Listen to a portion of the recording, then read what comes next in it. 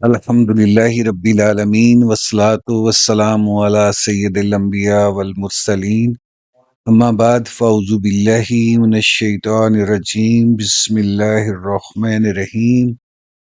محترم سامعین، السلام علیکم ورحمۃ اللہ وبرکاتہ۔ رمضان سیریز کی 5ویں قسط کے ساتھ حاضر خدمت ہیں۔ ہمارا آج کا موضوع ہے رمضان، ضبط نفس اور کردار سازی۔ سامعین محترم، رمضان المبارک کا مہینہ محض چند گھنٹوں کی فاقہ کشی کا نام نہیں، بلکہ یہ روح کی بالیدگی، نفس کی پاکیزگی اور تعمیر شخصیت کا ایک عظیم الشان ربانی نظام ہے۔ یہ وہ مقدس ساعتیں ہیں جو صرف انسان کے ظاہری معمولات کو نہیں بدلتی، بلکہ اس کے باطن کی اصلاح کرتی ہیں۔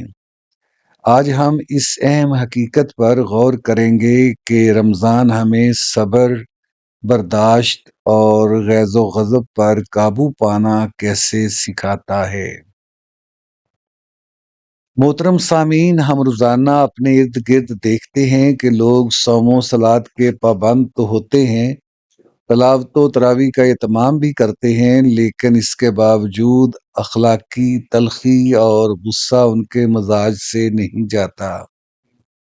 بسا اوقات ایک لمحے کا اشتعال گھروں کے سکون کو غارت کر دیتا ہے اور برسوں کے تعلقات پل بھر میں خاکستر ہو جاتے ہیں۔ ایسے میں ہمیں یہ سوچنا چاہیے کہ کیا ہمارے روزے کا مقصد محض پیاس کی شدت کو محسوس کرنا یا اپنے نفس امارہ کو لگام دینا تھا؟ اللہ تبارک و تعالیٰ نے قرآن حکیم میں روزے کی غایت بیان کرتے ہوئے ارشاد فرمایا، لعلکم تتقون، تاکہ تمہارے اندر تقوی پیدا ہو۔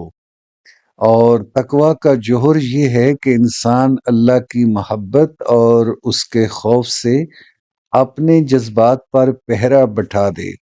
وہ اپنی زبان سے ایسے کلمات نہ نکالے جو خالق کو ناپسند ہوں، اور نہ ہی ایسا رویہ اختیار کرے جو مخلوق کے لیے اذیت کا باعث بنے۔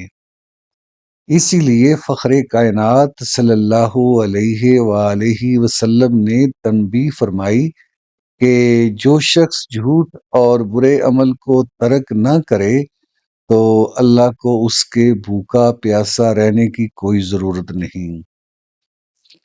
سامعین محترم، اس حدیث مبارکہ کا پیغام بالکل واضح ہے۔ اصل روزہ اخلاق کا روزہ ہے، یہ زبان، دل اور نگاہ کا روزہ ہے۔ اگر تپتی دوپہروں میں بھوک کی شدت بھی ہمارے غصے کو ٹھنڈا نہ کر سکے تو ہمیں اپنے روزے کی قبولیت پر غور کرنا چاہیے۔ رسول رحمت صلی اللہ علیہ وآلہ وسلم نے فرمایا، روزہ ڈھال ہے۔ جس طرح ڈھال دشمن کے وار سے بچاتی ہے، بالکل اسی طرح روزہ شیطان کے سب سے مہلک ہتھیار یعنی غصے کے خلاف ایک حصار بن جاتا ہے۔ شیطان انسان کو اشتعال دلا کر اس سے وہ کام کرواتا ہے جس پر وہ بعد میں پشیمان ہوتا ہے۔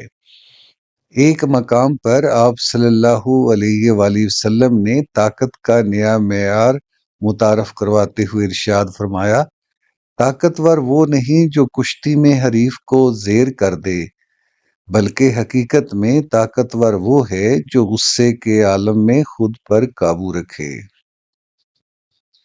سامعین محترم، یہی وہ حقیقی قوت ہے جس کی تربیت رمضان ہمیں روزانہ دیتا ہے۔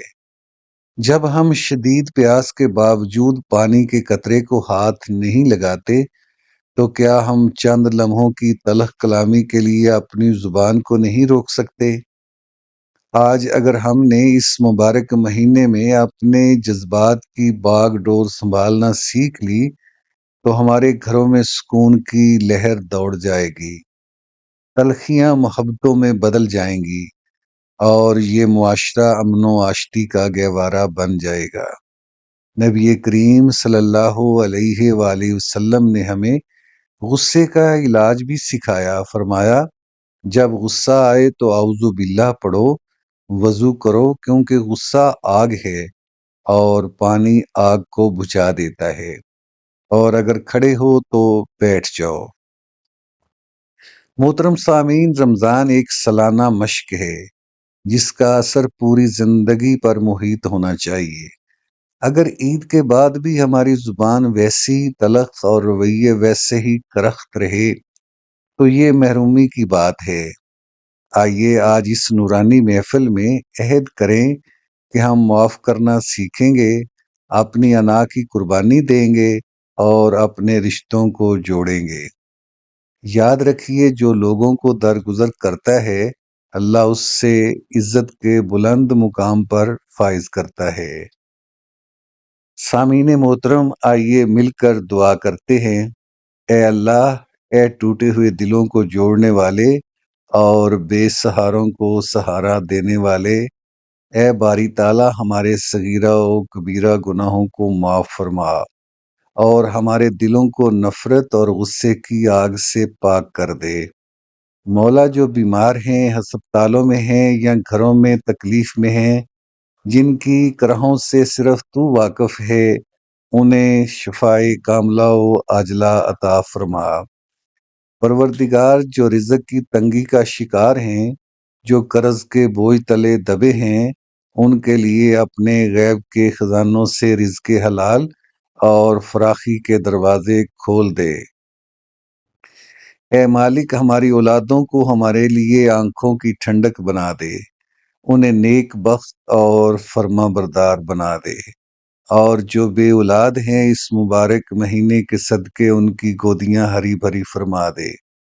اے رحیم، ہمارے وہ عزیز و اقارب جو اس دنیا سے رخصت ہو چکے ہیں، جو پچھلے رمضان ہمارے ساتھ تھے اور آج مٹی تلے ہیں، ان کی قبروں کو جنت کے باغوں میں سے ایک باغ بنا دے اور ان کی کامل مغفرت فرما۔ مولا، جن کے دلوں میں پوشیدہ حاجتیں ہیں، جن کی پریشانیوں کا تیرے سوا کوئی محرم نہیں، ان کی بے چینیوں کو سکون میں بدل دے اور ہر ہاتھ پھیلانے والے کی لاج رکھ لے۔ اے اللہ، ہمیں اپنے نبی کریم صلی اللہ علیہ وآلہ وسلم کے نقش قدم پر چلنے والا، درگزر کرنے والا اور نرم خو انسان بنا دے۔ الہی، اس رمضان کو ہماری بخشش کا پروانہ بنا دے اور ہمیں جہنم کی آگ سے خلاصی عطا فرما۔ آمین یا رب العالمین۔